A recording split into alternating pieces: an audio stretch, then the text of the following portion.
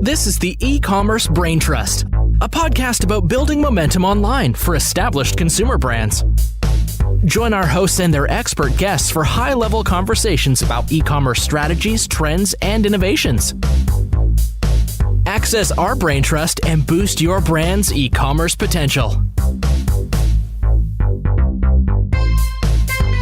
Hi everyone, and welcome to this episode of the Ecommerce Braintrust podcast. I'm Kiri Masters, your host and founder and CEO of Bobsled Marketing. And in this episode, we're going to be talking with a member of the Bobsled marketing team, Will Hare, who is a PPC manager. And we're going to be talking about headline search ads. So headline search ads are an ad type that were introduced to the Seller Central platform in August of 2017. And this is a pretty new ad type for the platform. Previously, it was just available on Vendor Central. So in that time, in the last few months, many brands have recognized how effective headline search ads can be to literally buy your way to the top of search results.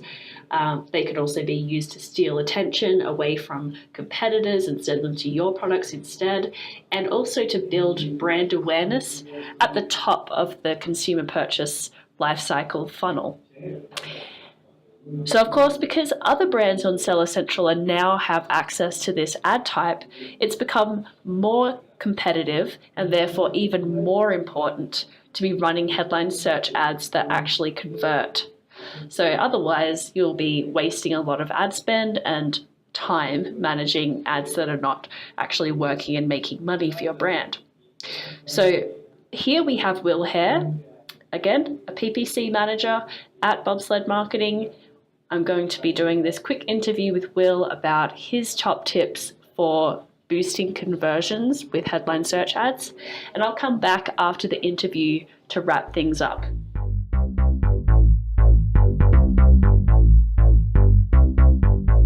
So welcome to the podcast, Will. Will is a PPC manager at Bobsled Marketing. And today we're going to be talking about headline search ads, which are an ad type on Amazon, available to both sellers and vendors. But before we get into that, Will, tell us a little bit about your background, how you came to be involved with Amazon PPC, and what you've sort of the similarities and differences you found out so far between paid search platforms. Excellent. Yeah, definitely. Thanks for having me. I'm excited to participate in the podcast. So a little bit about me. My background is marketing, I guess more of a generalist, but pay-per-click's always been my strong suit. And I'm a certified Google partner as well as a digital marketer. My portfolio includes companies like Up Global, One Way Limo, and the Smithsonian Channel. And I've worked in different capacities supporting digital marketing efforts for startups and businesses of all sizes. And a little bit about the difference between Amazon and Google and some of the other platforms is definitely that customers who are on Amazon tend to be a little further down the sales funnel. So it's really interesting as I look through the different sales attribution models, I could see that, 60 to 70% of most of our clients' customers are making purchases on day one of clicking an advertisement. I know that through other platforms, it's kind of a different story.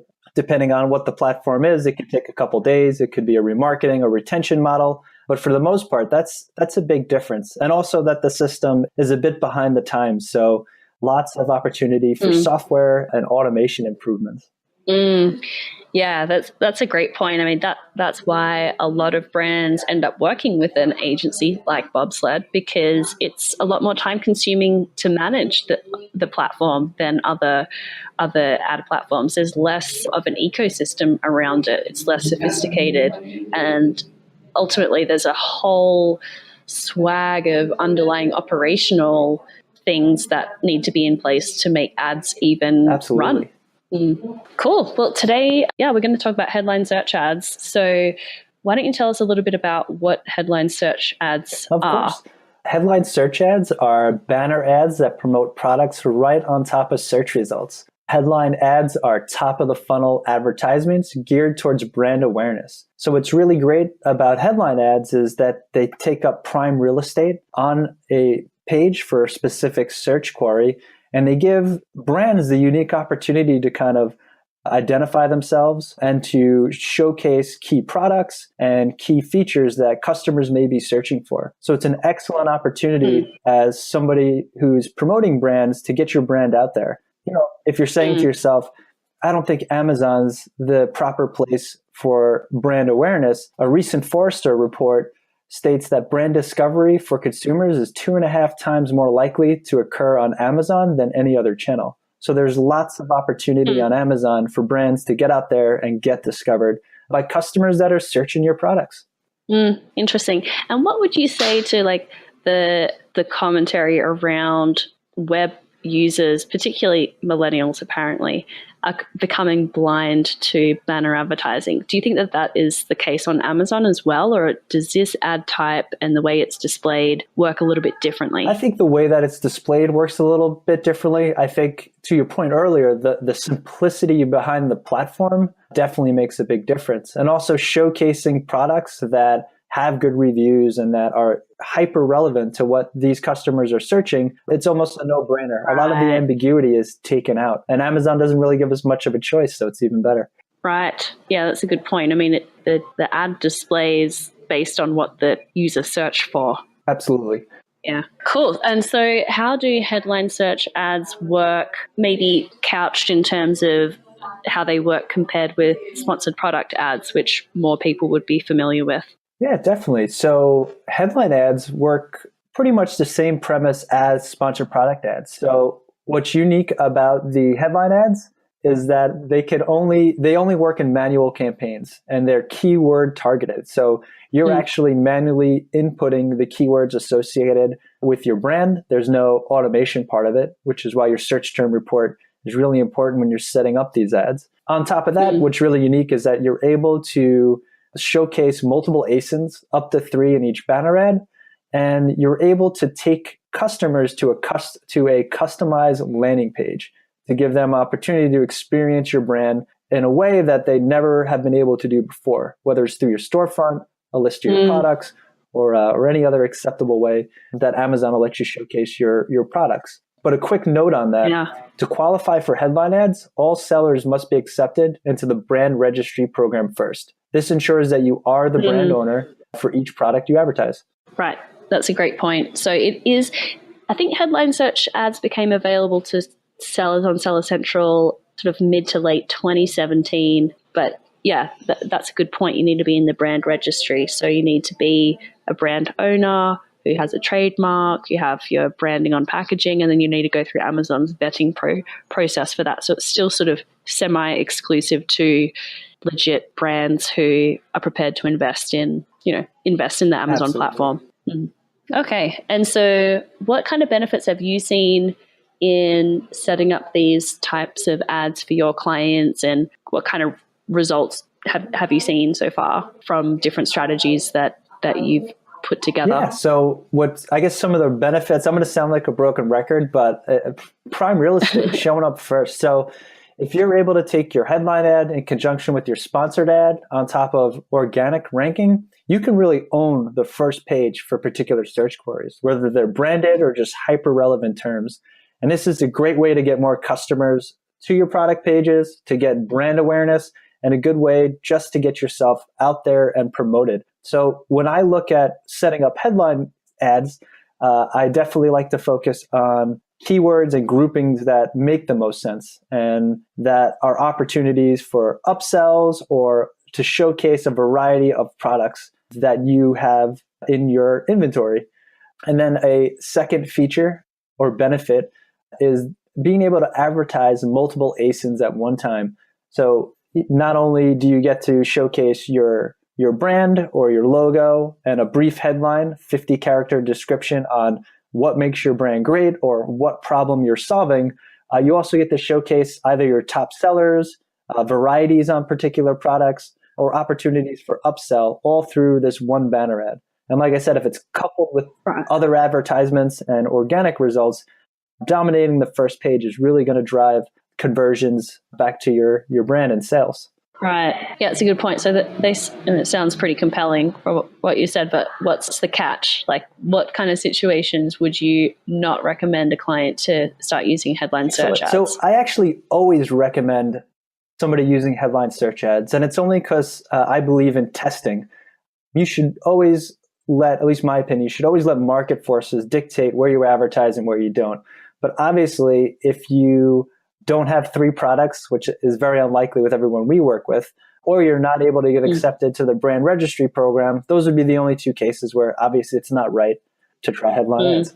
Right. Are they more expensive than sponsored product ads? I know that there's obviously a huge range with CPCs, but they're earlier on in the buyer life cycle. So are you typically paying a premium for that, or are they more because you're getting more impressions and less click through? Are they generally priced less than what you'd expect to pay on a sponsored product ad? They're generally less than a sponsored product ad. What we've noticed with our client portfolio is that the cost per clicks are a little cheaper. However, because it's top of the funnel, we get a lot of browsers. So a lot of customers who are just clicking through the products to see what's out there. And this is interesting in the sense if we look at the sales on a 30-day window, we can see the sales come in later in the process. And it's part of that customer going through their journey, which is looking at reviews and checking out other products. And it's totally okay. But, the benefit of being one of the products that were considered in this process and not being considered in this process is the difference between making a sale and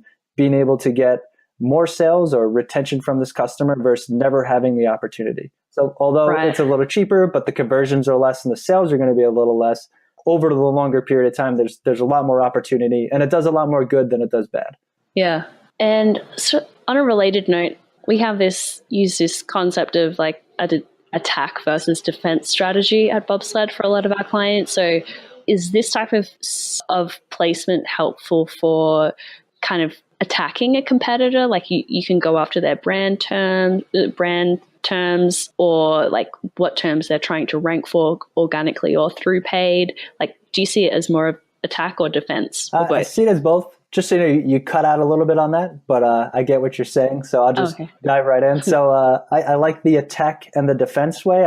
I do offensive and defensive, but I love football. I think that's why. But I think both are definitely the way to go. So on the offense, being able to go after your competitors, their particular products, their brand names is an excellent opportunity to scavenge some sales that otherwise would have went the other way. Obviously, click-through rates a little less, conversions are going to be a little less, but it's an excellent opportunity to showcase yourself with competitors to say, this is what we offer and it's better because of X, Y, and Z. On the defensive end, nothing's worse than searching your product's Amazon and seeing your competitor ad pull up. In culmination, what I mentioned earlier, the headline ad, the sponsored ad, and then an organic result, it's taking away from your market share. And in my opinion, you should always be playing defense because defense is easy to set up. Going after branded terms is generally much cheaper cost per click. And it's easy to kind of protect your real estate. It's better for you to own that first page than have a competitor own that first page. Yeah, 100%. I've seen it work pretty effectively just as a user, and it's pretty effective for a new brand, someone trying to get market share, trying to get awareness. They can jump right on the back of a pretty well known brand. If they're not paying attention to their search terms, then it's gone. They've kind of lost the first couple of places in the search results. Absolutely. And I do it too. When I go shopping around, sometimes I'm looking for a cheaper alternative. And if brand is not that important to me, I'm not afraid to jump ship. Yep. All right, cool. That's a great primer on headline search ads. So let's get into your conversion boosting tips. So you've got 4 tips. What are they? What are your 4 top Excellent. tips? Well, I hope everybody uses these to drive sales and compete with some of my brands because I love a little competition. But my first recommendation is to write effective ad copy. So this is in every business book you'll ever read. Understand your unique value proposition. What do you bring to the table that's different from your competition? What problem are you solving? And being able to have that information inside your headline is definitely an effective way to get people to your product pages. So something I do, I like to build formulas. So if you try to create a formula using power words, you can influence clicks. And so something I do, for example, would be like our product is multiple times desired outcome. So that sounds really complicated, and you'll probably have to read the blog article to see what I'm talking about. However, if you look at it as our batteries last 5 times longer, our product batteries last multiple 5 times longer. What did you call that? Power words. Yep. So words that will drive somebody to an action. So everybody sees them. We're just blind to them because they're overused. But buy now would be an example of a power word. And these are just words that are influencing somebody to do a particular action. I like it. Yeah. So, I mean, to get some of these examples, you'll have to head over to ecommercebraintrust.com and read the show notes for this episode, because you'll put some extra examples in there to explain how that works. Very interesting. Cool. And excellent. So I'm going to jump on to number 2, my second conversion boosting tip. And this, I hope, is obvious to all your listeners, is to find the best keywords. So something we do at Bobsled is that we use data from the search term report under our advertising tab to understand the natural language of your customer and to group effective search terms with associated products in order to pull the most relevant ads for a given string of search queries. So what does this mean in English? Is that whatever keywords you're putting into these groups, they should be as relevant as possible to the product you're trying to sell. With headline search ads, it's okay to go a little broader. So for example, maybe you're selling makeup, and you're trying to sell a kit. So you can kind of explore different opportunities in the makeup kit area, whether it be color related or the amount of makeup that's in the kit. This was a terrible example because I don't know a lot about makeup, but what I'm saying is that the keywords should be relevant. Thank you. The keywords should be relevant to the products. And that's most important. What you don't want if you're advertising makeup list is to be maybe part of spa products, because maybe there's obviously little correlation. And so by your ad pulling up and potentially getting clicks, these people are less likely to convert. And so it would not be a good investment in your ad spend. Got it. My third conversion boosting tip is to create highly relevant campaigns. So as you can see, relevancy is huge when it comes to advertising. And when creating these campaigns, it's important to create tightly knit ad groups that don't allow for ambiguity. If you're selling widgets, your ads and keywords should match the searcher's intent, which is to buy widgets. So I hope that interview with Will was illuminating. And I found it interesting that he said that most brands are going to benefit from headline search ads. So he pretty much always recommends exploring them for every client that he works with. That's because there's different applications like building consumer awareness, defending your competitive position, or even attacking a competitor's position, or as Will says, playing offense and defense.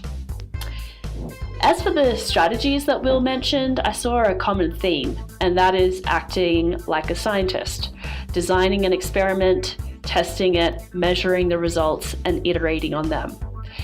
So even for brands who already know their target customer really well through other sales channels, sometimes those customers behave differently in an Amazon environment. So you still want to be testing those conclusions that you've come to in a different context. And finally, just to wrap things up, if you're looking for details about those examples that we shared, check out the show notes for this episode. You can find Will's rules that he shared and a recap of everything that we discussed at www.ecommercebraintrust.com.